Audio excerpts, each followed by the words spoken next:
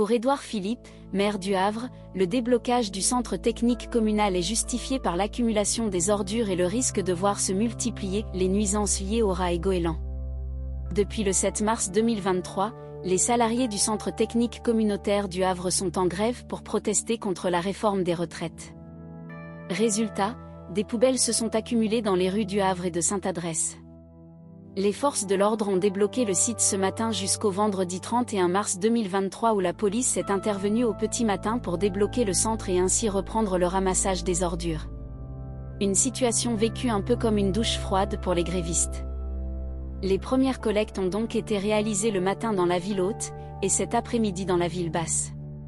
Depuis le début du mouvement social, près de 3000 tonnes d'ordures ménagères n'ont pas été collectées. Et ce malgré l'intervention d'un prestataire extérieur, mandaté par la communauté urbaine pour essaimer les points les plus durs de la ville. Cette intervention a permis de collecter entre 20 et 25 tonnes de déchets quotidiens, sachant que le ramassage des ordures s'effectue du lundi au samedi Havre, note de la rédaction, alors que nous collectons entre 150 et 200 tonnes chaque jour, détaille Édouard Philippe, le maire du Havre. Quand peut-on espérer un retour à la normale? Dur à dire.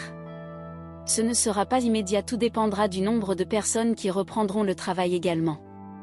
Ce que je souhaite avant tout, c'est que situation revienne à normale pour une question sécurité, préparation vie la période estivale et aussi coût, puisque le tri sélectif permet limiter facture pour les personnes du Havre.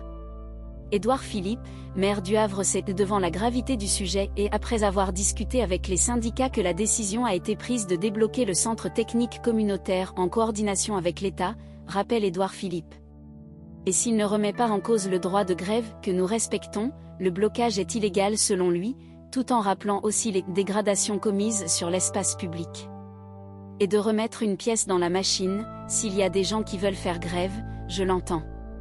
Mais je n'accepte pas que ceux qui ne veulent pas travailler interdisent à ceux qui veulent travailler de pouvoir le faire.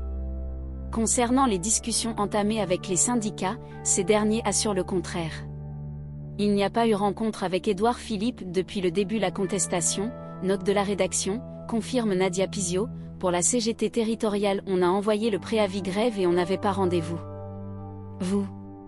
Conséquences sur la taxe sur les ordures ménagères?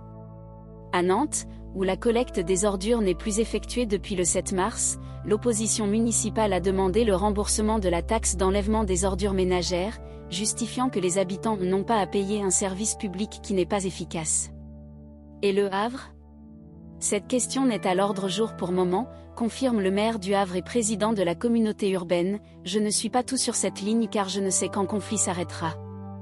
L'important est d'obtenir retour à la normale. Ce vendredi, certains syndicats ont déjà réclamé un nouveau soutien aux éboueurs dès le début de la semaine prochaine.